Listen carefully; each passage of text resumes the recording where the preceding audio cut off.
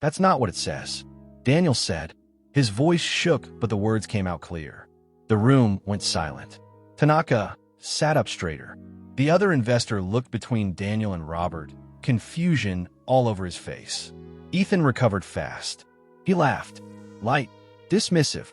I'm sorry, this is my housekeeper's son, Daniel said, louder now, looking directly at Tanaka. He's asking about legal binding force. And the translator changed it. Tanaka stood, said something sharp to Robert.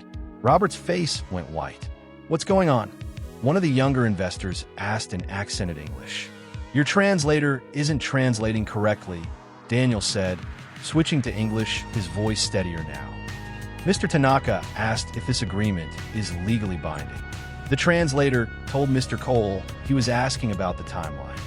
Ethan's smile vanished. That's not. Daniel, you need to leave. Now, before we dive into where it's all started, where are you watching from? Drop your comment below. Ethan Cole wore a hoodie to Congress. Not because he had to, not because he couldn't afford a suit. He wore it because his brand consultants told him regular people trust hoodies more than ties. So there he sat, slouched just enough to look humble, answering questions about HaloQuant, his app that promised to democratize wealth for everyday Americans. My dad worked at a GM plant in Dayton, Ethan said, voice steady, eyes meeting each senator's gaze. I built this because people like him deserve the same opportunities Wall Street keeps for itself. The committee ate it up. So did Twitter. So did the morning shows. By noon, clips of Ethan were everywhere. The billionaire who still acted like the kid from Ohio, who wanted nurses and teachers to build wealth the way hedge funds did. His company, HaloQuant, had 3 million users. Most of them had never invested before. They trusted him because he looked like he still shopped at Target. But if you worked for Ethan, really worked for him, close enough to hear him when the cameras were off, you knew a different version. In his Manhattan penthouse, Ethan didn't slouch. He snapped his fingers at assistants. He sent food back if the plating looked sloppy. He checked his reflection in windows, adjusted his hair, practiced the same aw shuck smile he used on TV. Did you see the engagement numbers? He asked his communications director one morning, scrolling through mentions of his name. We need more of these. More veteran stories. More single moms. People love that stuff. His team nodded. They always nodded. What they didn't talk about, what almost nobody talked about anymore, was Cole Ridge Partners. That was Ethan's first fund, the one he ran before HaloQuant. It started strong, pulled in millions from retirees and small investors who believed his pitch about accessible wealth management. Then it ended, quietly. No press release, no explanation, just a one-line notice on an SEC filing about liquidity issues and voluntary dissolution. The people who lost money in Cole Ridge got pennies on the dollar. Some got nothing. But Ethan moved on fast. He rebranded. He started HaloQuant. He put on the hoodie and told a better story this time. And it worked. Because here's the thing about America. We want to believe the young guy with a humble origin story. We want to think someone finally cracked the code that wealth doesn't have to be rigged anymore. We want to believe that the man in the Senate hearing room, talking about his dad and fairness, actually means it. Ethan Cole knew that. He built his entire empire on it. Not everyone who talks about fairness is actually fair. You can't judge people by their press releases. You have to watch what they do when nobody's looking. You have to check the pattern, not the performance. Because the performance? That's always perfect. Marisol Rivera caught the 5:47 a.m. train from Newark every weekday morning. She knew which car had the best heating in winter, which seats the commuters avoided, where to stand so she could get off fast at Penn Station. From there, it was 2 subway transfers and a 10-minute walk to the building where Ethan Cole owned the penthouse on the 43rd floor. She arrived by 7:30. Always. By 8, she'd cleaned the kitchen from whatever Ethan's late-night guests had left behind. By 9, she'd vacuumed rooms he never used. By 10, she was washing windows that overlooked a city where she could barely afford rent an hour away. Ethan didn't look at her. Not really. He'd walk past while she was on her knees scrubbing tile, talking on his phone about market trends or app updates. And she was just part of the floor. Just another piece of furniture that kept his life running smooth. Most people who worked in buildings like this were ghosts. You cleaned their toilets, folded their clothes, restocked their fridges, and they never asked your name. Marisol had been doing it for 6 years. But she hadn't always cleaned houses. Before this, before the train rides, and the bucket of supplies, and the uniforms that smelled like bleach no matter how many times she washed them, Marisol had been an accountant. Not a fancy one. She didn't work for Goldman Sachs or J.P. Morgan. She worked for a small fund in Midtown, a place called Coleridge Partners. Her job was simple: track transfers, reconcile accounts, make sure the numbers matched. She was good at it. Careful. The kind of person who noticed when something didn't add up. And at Coleridge, things stopped adding up. She saw transfers going out to entities she couldn't find records for. Money moving between accounts with labels that didn't match any client name she recognized. When she asked her supervisor about it, he told her not to worry. When she asked again, he told her to stay in her lane. 2 weeks later, she was let go. Restructuring, they called it. No severance. No reference letter. Just a box for her desk supplies and a security guard who walked her out. 6 months after that, Coleridge collapsed. The fund closed. Ethan Cole, the young founder everyone had loved, walked away clean and started something new. Marisol couldn't find another accounting job. Nobody wanted to hire someone from a failed fund with no reference. So she took what she could get: cleaning jobs, night shifts, anything that paid. Her husband, Miguel, had been her rock through all of it. He was an army mechanic who came home and got work at a warehouse in Elizabeth. He told her it didn't matter what job she had. They'd get through it. They always did. Until the accident, a forklift malfunction. Miguel was helping another worker move pallets when the machine's brakes failed. The company called it operator error. Their lawyer said fighting it would cost more than they'd ever win. Marisol got a small settlement. Enough to bury him. Not enough to stop working. And she remembered. The people at the bottom see the most. They hear the phone calls you forget they're in the room for. They find the papers you throw away. They know more than you think because you never bothered to notice they were paying attention. Humility means respecting the ones who clean up after you. Ethan Cole had none. Daniel Rivera was 16, and he could speak Japanese better than most of his teachers could speak Spanish. Not because anyone taught him. Not because his school offered classes. They didn't. He learned it the way a lot of kids learn things now. Late nights on his laptop, subtitles turned off, Discord calls with friends in Tokyo and Osaka who wanted to practice English while he practiced their language. It started with anime, then music, then streamers and forums, and random YouTube videos about Japanese history. By 14, he was reading manga in the original text. By 15, he was correcting translation errors in comment sections. By 16, he could hold full conversations about everything from soccer to politics without stumbling over particles or honorifics. His mom didn't get it. She was proud, sure, but she didn't understand why he spent so much time on something that wouldn't show up on a college application. Daniel didn't really know how to explain it. He just liked the language. He liked how it worked. He liked being good at something nobody expected him to be good at. What he didn't like was Ethan Cole. Daniel had been coming to the penthouse after school twice a week for the past year, helping his mom finish up faster so they could get home before dark. Ethan never acknowledged him, didn't ask his name, didn't care that a teenager was wandering his hallways. Daniel was just an extension of Marisol, part of the cleaning crew, easy to ignore. But Daniel watched, and he listened. He saw the way Ethan performed for the camera during video calls. The way his voice shifted when he talked to investors versus when he talked to assistants. The way he rehearsed lines before interviews, adjusting his tone until it sounded natural. It felt fake. All of it. Daniel had seen enough influencers and content creators to recognize performance. Ethan wasn't just rich. He was a brand.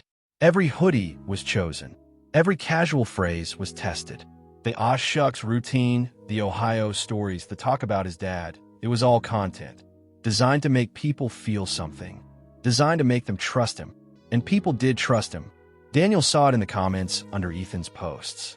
Regular people talking about moving their savings into HaloQuant. People who sounded like his mom's friends. People who worked long hours and didn't have much and believed Ethan when he said he was looking out for them. Daniel didn't buy it. Maybe because he'd watched his mom lose everything once already. Maybe because he remembered being 12 years old when she came home from Coal Ridge Partners with a cardboard box and tears she tried to hide. Maybe because he remembered his dad, Miguel, saying it wasn't her fault, that powerful people always found someone to blame when things went wrong. Miguel had been careful, hardworking. He followed every safety rule, and he still died because someone else cut corners. Daniel didn't trust people who made promises. He trusted patterns, and Ethan's pattern looked a lot like performance. Still, what could a high school junior do? He was an investor. He didn't work in finance. He spent his free time watching anime and arguing about soccer on Reddit.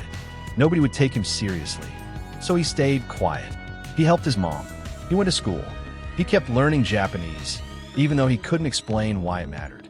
Sometimes the skills you build for no reason, just because they interest you, just because they make sense in your head, end up being the most important ones. You don't know when, you don't know how, but if you stay curious, if you keep learning things just because you want to, eventually that knowledge finds its purpose. Daniel didn't know it yet, but his was coming. Ethan announced Sakura Bridge on a Tuesday morning in March. The name alone sounded elegant, international, trustworthy. It was a partnership, he said, between HaloQuant and a group of Japanese pension funds, the kind that managed retirement money for millions of workers across Japan. Together, they were bringing $500 million into the platform. This is what democratized finance looks like, Ethan said during the live stream announcement, his face earnest, his hoodie perfectly rumpled. Everyday Americans getting access to the same institutional opportunities that used to be locked behind velvet ropes. Within an hour, the app updated. A banner appeared at the top of every user screen. Sakura Bridge. Principal protection plus enhanced yields. Tap to learn more. People tapped. They read about Japanese institutional backing. They saw terms like capital preservation and stability and trusted partners. They saw Ethan's face in a video explaining how this was different from regular investing, how their money would be safe while still growing faster than any savings account could offer. And they moved their money in. A retired Marine in Texas named Carl Hoskins transferred $18,000, everything he'd saved after his discharge.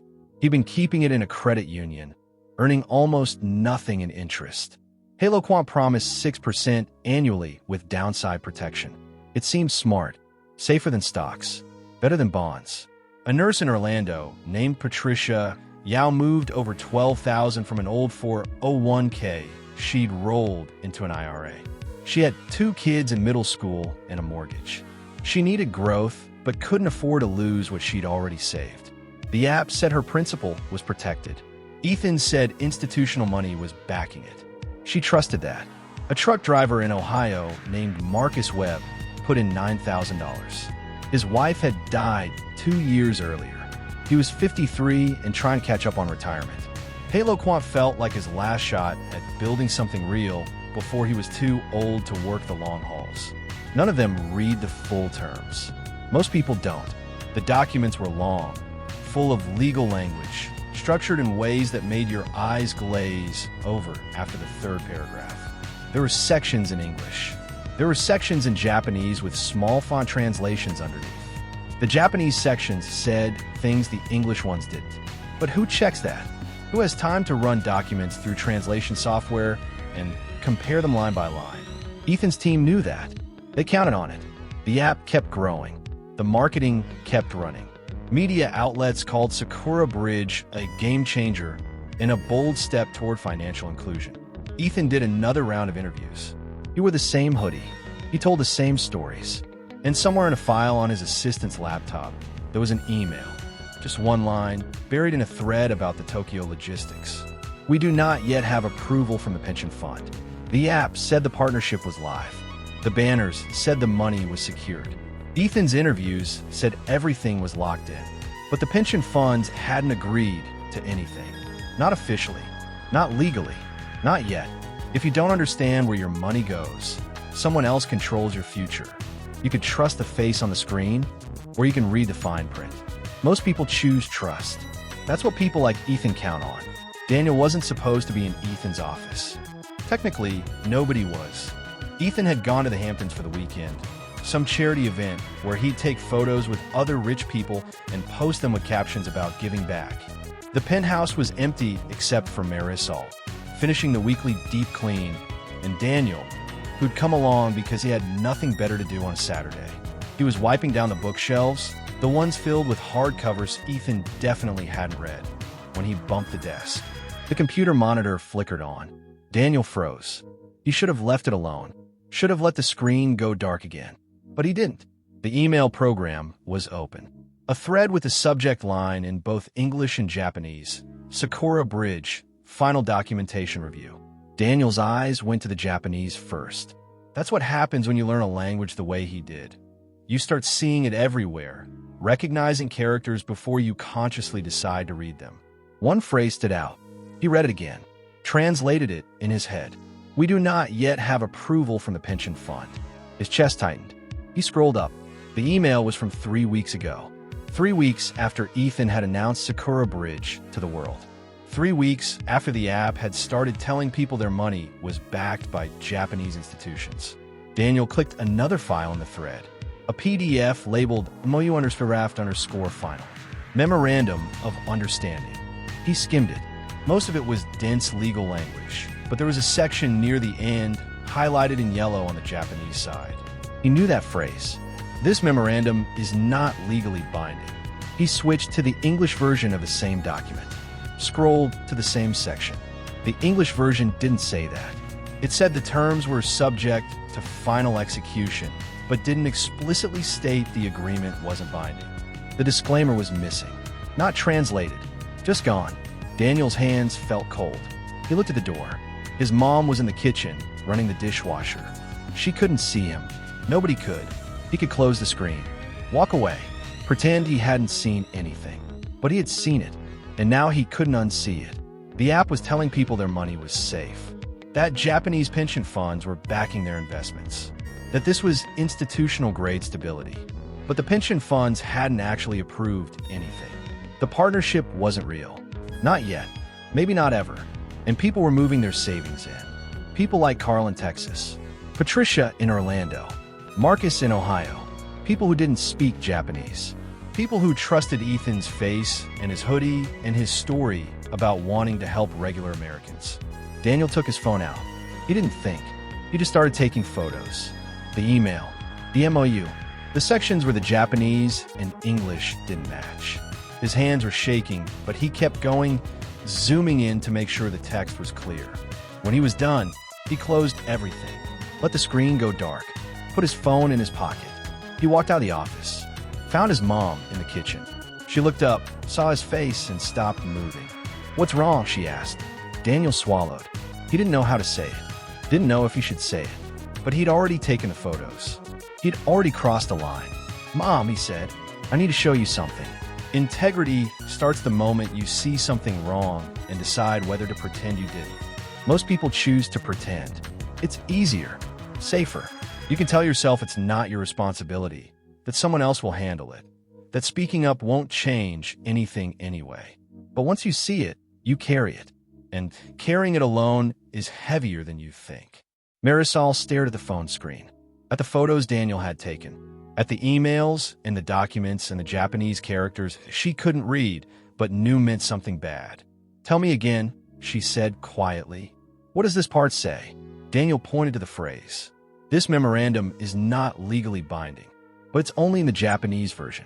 The English one doesn't say that." Her stomach dropped, not because she was surprised, because she'd seen this before. "Mom." Daniel watched her face. "You okay?" She wasn't okay. She was back in a cramped office in Midtown 6 years ago, staring at spreadsheets that didn't match. She was looking at transfers labeled bridge funding and temporary liquidity management that moved money between accounts she couldn't track. She was asking her supervisor where the funds were going and being told to stop worrying about things above her pay grade. Cole Ridge Partners had done the same thing. Different words, different setup, same trick. "Mom." Marisol set the phone down. Her hands were steady, but her voice wasn't. "I've seen this. Not exactly this, but close enough." She told him about Cole Ridge, about the accounts that didn't add up, about asking questions and getting fired.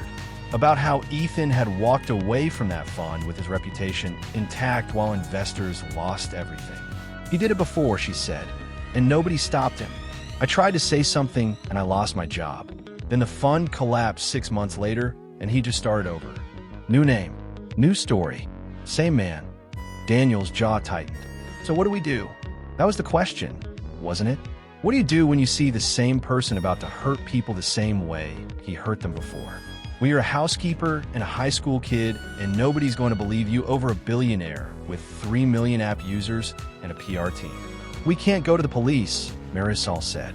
We don't have proof, just photos of his private emails. He'll say we broke into his computer. He'll say we're lying. We could go to the press. And say what?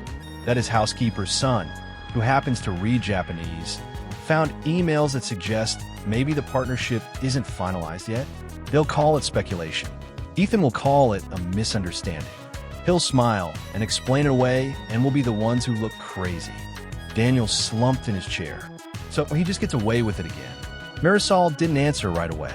She was thinking, not about what was smart, not about what was safe. She was thinking about Miguel, about how he told her years ago that staying quiet when you know something's wrong is its own kind of lie. She was thinking about Carl and Patricia and Marcus and all the people who didn't know what she knew, who were trusting Ethan the way she trusted her supervisor at Coleridge, who were about to lose everything because someone like her stayed quiet. No, she said finally. He doesn't get away with it. Not this time. Ow. She didn't know yet, but she knew one thing. She wasn't walking away. Not again. Over the next 2 weeks, Marisol started paying attention differently. She watched what got shredded. She noted which files Ethan kept locked in his desk versus which ones he left out. She checked labels on mail. She looked through trash bins after Ethan's team left for the night. She moved carefully. She didn't take anything obvious. She just watched and remembered. Daniel kept going to school, kept helping his mom. But now, when he was at the penthouse, he was listening. When Ethan took calls in the other room, Daniel paid attention to tone, to words he recognized, to names that came up more than once. They didn't talk about it much. They didn't need to. They both knew what they were doing. They were building a case. Slowly, quietly, in the gaps between cleaning and homework, and pretending everything was normal. Experience is a kind of training. Painful experience, even more so. The first time you see something wrong and do nothing, you carry that weight. The second time you see the same pattern, you're responsible for what you do next. Marisol had carried the weight of Coleridge for 6 years. She wasn't carrying this one either. Angela Monroe's office was in a strip mall in Newark, between a nail salon and a tax prep place that only opened during filing season. It wasn't the kind of office you'd see in movies about lawyers. No mahogany desk, no floor-to-ceiling windows. Just a small waiting room with chairs that didn't match and a back office where Angela met clients who couldn't afford the big firms downtown. Marisol had found her through a friend who'd used Angela for a workplace discrimination case. She's tough, the friend had said, and she actually cares. That was enough. Marisol and Daniel sat across from Angela on a Wednesday afternoon. Daniel's phone was on the desk between them. Photos pulled up. Angela scrolled through slowly, her expression unreadable. She was younger than Marisol expected, maybe 40, with her hair pulled back tight and reading glasses perched on her nose. She wore a blazer that had seen better days and an expression that said she'd heard every story twice. You took these from his personal computer, Angela said. Not question. I didn't break in, Daniel said quickly. The screen was already on. I know, but that's how he'll frame it if this goes public. Angela set the phone down. He'll say you accessed private communications without permission. He'll make you the villain. Marisol's heart sank. So we can't use it. I didn't say that. Angela leaned back in her chair. I said we have to be smart about it. What you have here is evidence of potential fraud, misrepresentation to investors. But it's not enough by itself. We need more. We need him saying it out loud, admitting the partnership wasn't finalized, admitting he marketed it as done when it wasn't. How do we get that? Daniel asked. Angela didn't answer right away. She was looking at something on her computer screen, a list of complaints. She'd been tracking them for weeks, small investors who'd put money into HaloQuant and couldn't get it back out. withdrawal requests that sat in pending status for days, then weeks.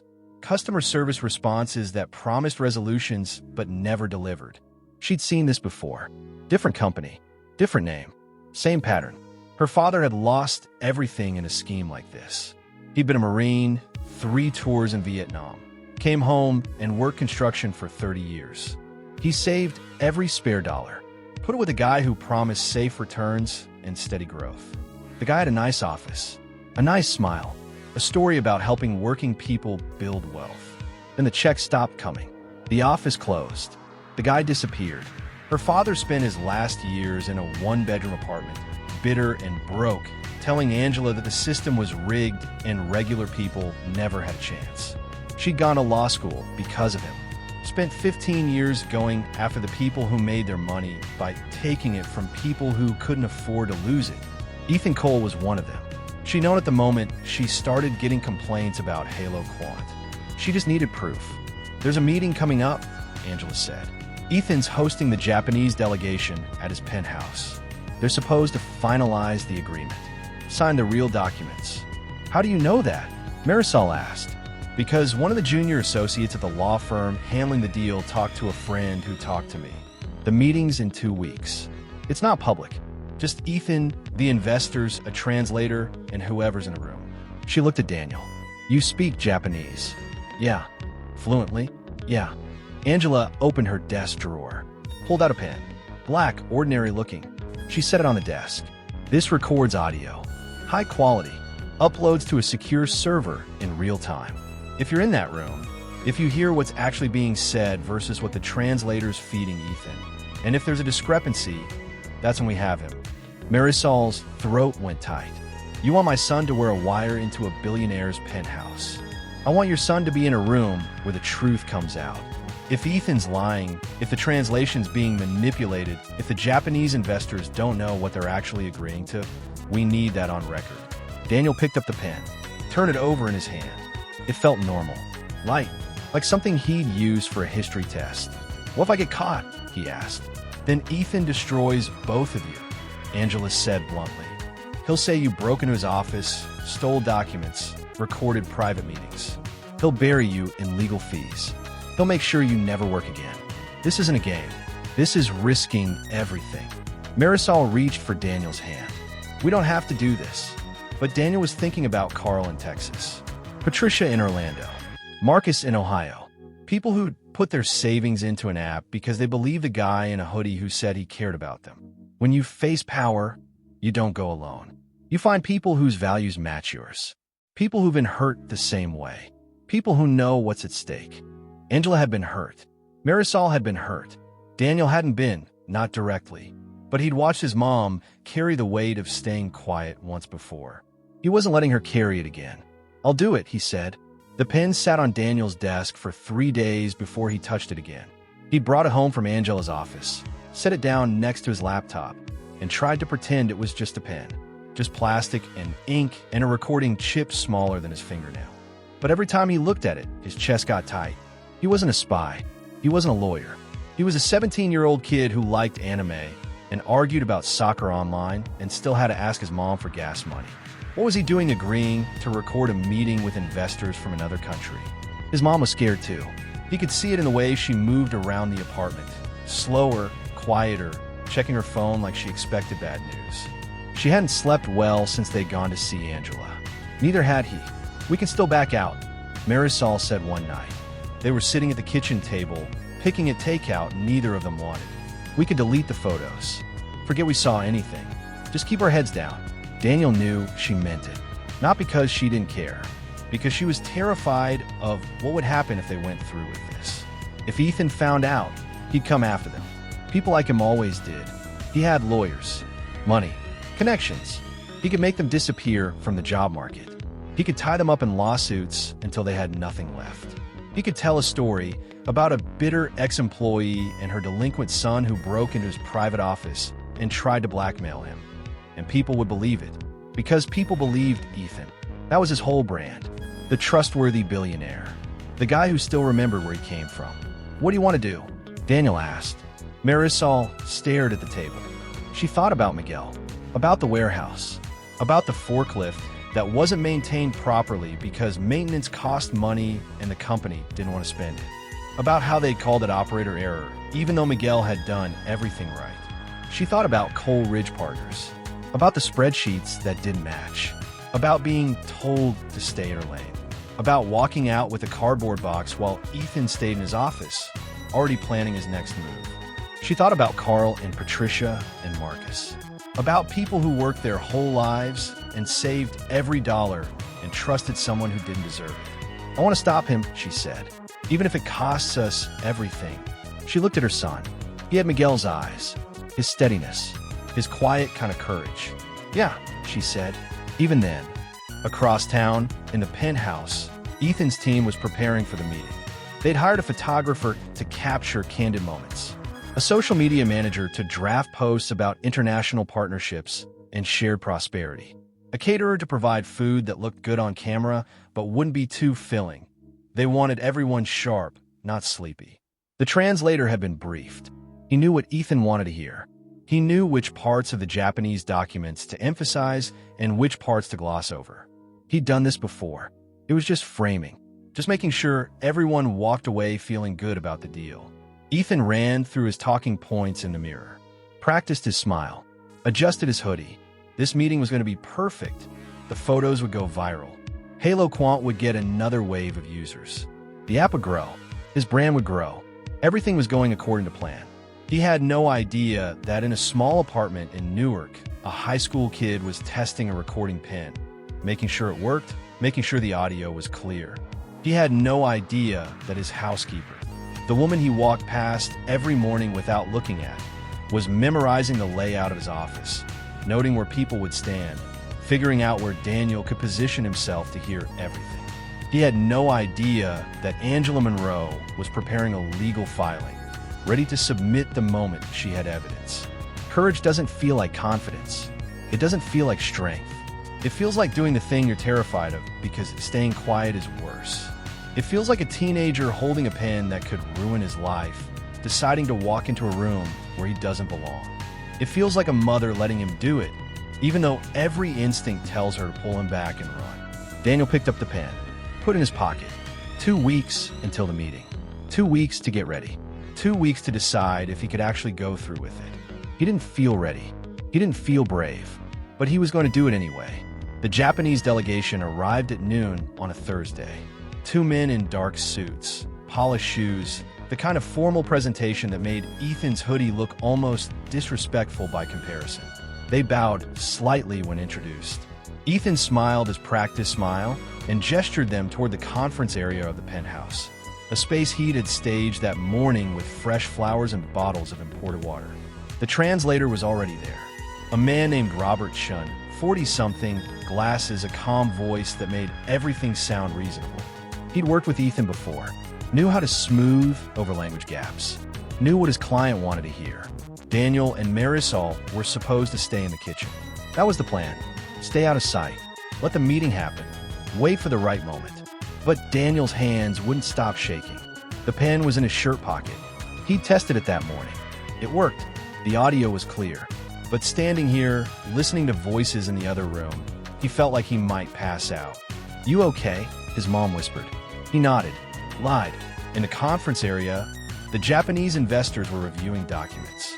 One of them, the oldest, a man named Tanaka, kept flipping between pages, his expression unreadable.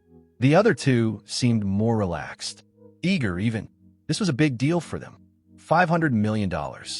Access to American markets through a platform that claimed millions of users. Ethan leaned forward, elbows on the table, his whole posture saying we're all friends here. "We're excited to finalize this partnership," he said. HaloQuant's users are going to benefit enormously from the stability your institutions bring, and your fund members get exposure to growth opportunities they wouldn't normally access. It's a win for everyone. Robert translated smoothly. The 2 younger investors nodded. Tanaka didn't. He said something in Japanese. Robert paused, then translated. "Mr. Tanaka wants to confirm the legal status of the memorandum. He wants to ensure all regulatory approvals are in place." Ethan didn't miss a beat. "Absolutely. Everything's been cleared. We've been working with our legal teams on both sides to make sure this is airtight. Robert translated, but Daniel, standing in the hallway just out of sight, heard what Ethan said, and he heard what Robert translated. They weren't the same. Robert had said, all preparations have been made to move forward. Not everything's been cleared. Not regulatory approvals are in place. Just preparations. Tanaka asked another question. Longer this time. More pointed. Daniel caught the phrase, legal binding force.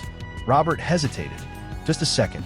Then he said to Ethan, he's asking about the timeline for finalizing the terms. That wasn't what Tanaka asked. He'd asked whether the agreement they were looking at was legally binding. Daniel's heart hammered. This was it. This was the moment Angela had told him to watch for. The gap between what was being said and what was being reported. He looked at his mom. She was pale. She nodded once. Daniel stepped into the doorway. All eyes turned to him. Ethan's face went from confused to annoyed in half a second. Daniel, we're in a meeting. That's not what it says. Daniel said. His voice shook, but the words came out clear. The room went silent. Tanaka sat up straighter. The other investor looked between Daniel and Robert, confusion all over his face. Ethan recovered fast. He laughed. Light. Dismissive. I'm sorry. This is my housekeeper's son. Daniel said, louder now, looking directly at Tanaka. He's asking about the legal binding force. And the translator changed it. Tanaka stood, said something sharp to Robert. Robert's face went white. What's going on? One of the younger investors asked in accented English. Your translator isn't translating correctly, Daniel said, switching to English, his voice steadier now. Mr. Tanaka asked if this agreement is legally binding. The translator told Mr. Cole he was asking about the timeline. Ethan's smile vanished. That's not. Daniel, you need to leave. Now. But Tanaka was already talking to the other investors in rapid Japanese. Daniel caught pieces of it. Questions about what else had been mistranslated. About whether the pension fund approval was actually in place. About whether they'd been brought here under false terms. One of the investors pulled out his phone. Started making a call. Ethan stood. His voice was calm, but his eyes were hard. Gentlemen, I think there's been a misunderstanding. Robert has been working with us for months. He's highly professional. I'm sure. Tanaka cut him off. Spoke in clear, careful English. We will need to review all communications with our own translator before we proceed. Daniel's legs felt weak. He'd done it. He'd said the thing out loud, and now there was no taking it back. As Ethan tried to salvage the meeting, as the investors gathered their papers and made phone calls, Daniel's hand went to his pocket, to the pen that had been recording everything. There's a moment when staying quiet becomes a lie. When the gap between what you know and what you allow others to believe grows so wide that silence is its own kind of fraud. Speaking up once, just once in the right moment, can change the fate of thousands. Daniel had spoken, and nothing would be the same. The meeting fell apart in less than 20 minutes. Tanaka made 3 phone calls in Japanese while standing at the window, his voice low and controlled. The other investor sat rigid in his chair, flipping through documents with new eyes, finding phrases they'd glossed over before. Ethan kept trying to explain, kept saying there was a misunderstanding. Daniel was just a kid who didn't understand the business context. That translation is an art, not a science, and sometimes phrasing gets adjusted for cultural clarity. But his voice had changed. The casual confidence was gone. He sounded like someone making excuses. Robert Chun, the translator, had gone quiet. He stared at his hands. He knew what he'd done. He knew what it looked like. Daniel stood in the hallway with his mom, both of them frozen, watching it crumble. Tanaka ended his last call and turned to face the room. When he spoke, his English was precise. We will be filing a report with Japan's Financial Services Agency. They will review all communications related to this proposed partnership. We will also be informing the U.S. Securities and Exchange Commission that there are concerns about how this investment opportunity was presented to potential investors. Ethan's face went pale. That's really not necessary. We can clarify. Our pension fund represents the retirement savings of 300,000 workers, Tanaka said. We have a fiduciary duty to ensure accuracy in all partnerships. This meeting has raised serious questions about whether that duty was respected. He bowed slightly to Daniel, said something in Japanese. Thank you for your honesty. Then the two men gathered their papers and left. The penthouse went silent. Ethan stood there, hands in his pockets, jaw tight. He looked at Daniel. Not angry. Worse than angry. Cold. You just made a very big mistake, he said quietly. Marisol stepped forward, putting herself between them. We're leaving. Yeah, Ethan said. You are. Don't come back. They left, walked to the elevator, rode down 43 floors without speaking. Daniel's hands were still shaking. The pen was still in his pocket, still recording. He didn't turn it off until they were outside, standing on the sidewalk in the October cold. Did I just ruin our lives? Daniel asked. Marisol pulled him into a hug. No, you told the truth. That's not the same thing. What they didn't know, what they couldn't know yet, was that Tanaka's report moved fast. Within 48 hours, it hit the desk of an official at Japan's financial services agency who'd been tracking cross-border fintech deals. She read it twice. Then she picked up the phone and called her counterpart at the Securities and Exchange Commission in Washington. The SEC assigned it to a senior investigator named Marcus Reed. He was ex-Army, Intelligence Division, the kind of guy who read every footnote and trusted nothing at face value. He'd lost a friend in the 2008 financial crisis, a construction worker who'd put his savings with a fund that vanished overnight. Marcus had been looking for people like Ethan Cole ever since. He pulled up HaloQuant's filings, started reading, then he started making calls. By the end of the week, the FBI was involved. Financial fraud, wire fraud, potential violations of the Foreign Corrupt Practices Act, the kind of charges that didn't care how many followers you had or how good your brand was. And they had something most investigations don't get, a recording. Angela Monroe had sent it to them within hours of receiving it from Daniel. The whole meeting, Tanaka's questions, Robert's mistranslations, Ethan's attempts to spin it after Daniel spoke up. But the most useful part was what came after Daniel left. When Ethan thought the recording had stopped, when he turned to Robert and said, "We'll call it a marketing interpretation issue. Nobody's going to care about exact phrasing." That's what sealed it, not what the translator did. What Ethan knew about it and chose to allow. Truth has a way of finding allies once it's spoken out loud. You can't predict who'll hear it, who'll care, who'll have the power to act on it. Daniel spoke up in a penthouse. But the truth traveled to Tokyo, then to Washington, then to investigators who've been waiting for exactly this kind of break. All because a 16-year-old kid decided he couldn't stay quiet. Ethan went on CNN 3 days after the raid. He wore a button-down this time. No hoodie. His PR team said the casual look wasn't playing well anymore. He needed to look serious, like a man who'd made honest mistakes but was ready to make things right. Nobody got hurt, he said, hands folded, expression measured. The Sakura Bridge partnership never officially launched. No user fund were actually at risk. This has been blown completely out of proportion by regulators who don't understand innovation. The host pushed back, but users can't access their money. The app showed the partnership as active. Marketing miscommunication, Ethan said smoothly. We're working to restore full access. These things take time when you're dealing with regulatory overcaution. Some people believed him. His most loyal followers flooded social media with support, calling it a witch hunt, claiming he was being targeted for threatening Wall Street's monopoly. But Carl Hoskins in Texas wasn't on social media. He was staring at his mortgage statement, trying to figure out how to make the payment without the $18,000 frozen in HaloQuant. Patricia Yao in Orlando had stopped opening the app. Seeing her $12,000 locked in pending withdrawal made her physically sick.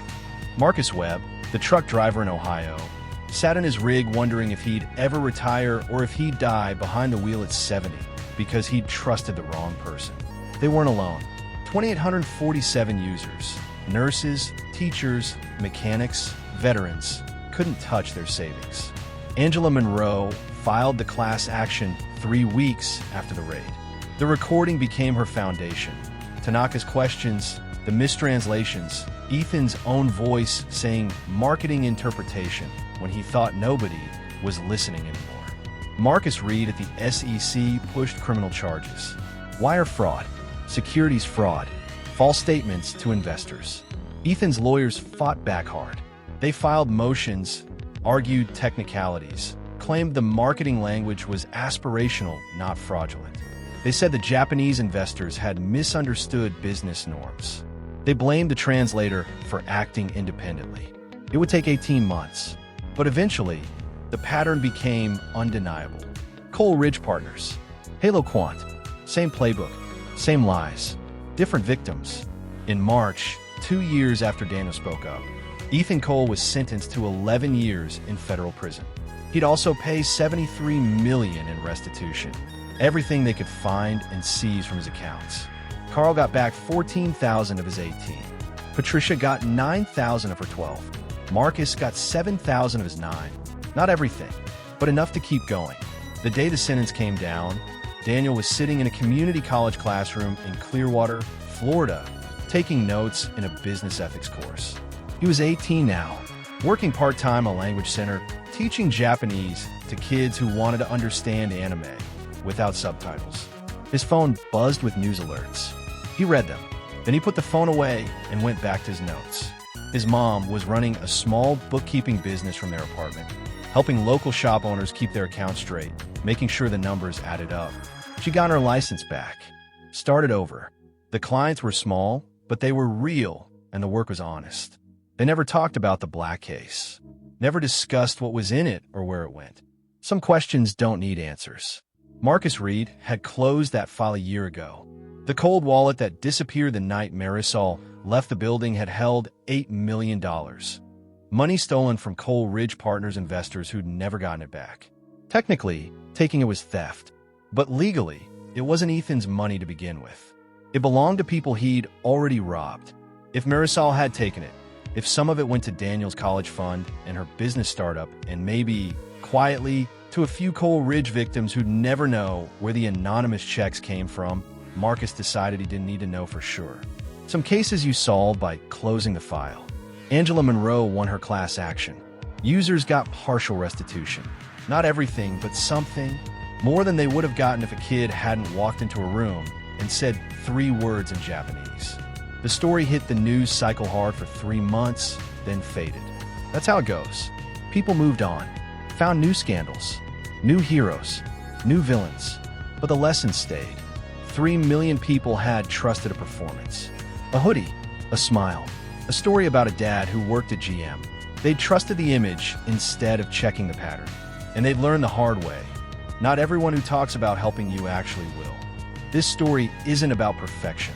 Marisol and Daniel weren't saints. They made choices in the gray space between justice and revenge, between protecting others and protecting themselves. Maybe they were heroes. Maybe they were survivors who took what they could. Maybe they were both. The real lesson isn't about them. It's about you. Because right now, somewhere, someone in a hoodie is telling you a story. About opportunity. About helping regular people win. About democratizing something that used to be locked away. And you have to decide, do you believe the performance? Or do you check the pattern? Do you trust the smile? Or do you read the fine print? Do you stay quiet when something feels wrong? Or do you speak up even when your hands are shaking? The people at the bottom see the most. The skills you build for no reason become the ones that matter. And courage doesn't feel like confidence. It feels like doing the thing anyway. Ethan Cole is in prison, but there are 1,000 more like him. Better at hiding, smarter about the performance, learning from his mistakes. They're counting on you to trust the story instead of checking the numbers. They're counting on you to stay quiet. Don't. What's your take? Drop a comment below. Did Marisol do the right thing taking that case? Would you have had the courage to speak up like Daniel? Have you ever caught someone in a lie that everyone else believed? If this story made you think twice about who you trust with your money, share it. Someone in your life needs to hear it. Want more stories about everyday people taking on corrupt power? Hit subscribe. We're just getting started.